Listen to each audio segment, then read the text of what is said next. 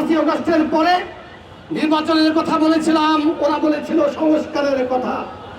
একটি বড় বাজার রয়েছে, যে বাজারে একটি মাত্র মুদি দোকান রয়েছে, নাম হচ্ছে সততা স্টোর। নাম দেখে সবাই আশ্বস্ত হয়েছিল, সকলেই ওই দোকানে গিয়ে কেনাকাটা করার জন্য সব সময় লাইনে দাঁড়িয়ে কেনাকাটা করত, যেহেতু একটি মাত্র দোকান। এক পর্যায়ে ধরা পড়ল সততা স্টোরে চুরি শুরু হয়েছে। মাপে মাপে কম দিচ্ছে, নাম কিন্তু সততা স্টোর।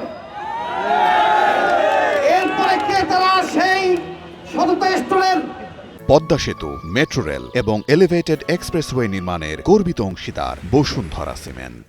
যারা বিক্রেতা তাদের চুরি ঠেকানোর জন্য সব সময় সতর্ক থাকতো।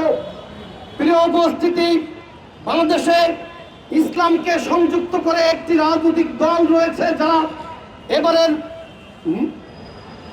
জাতীয় সংসদ নির্বাচনে প্রতিদ্বন্দ্বিতা করেছে।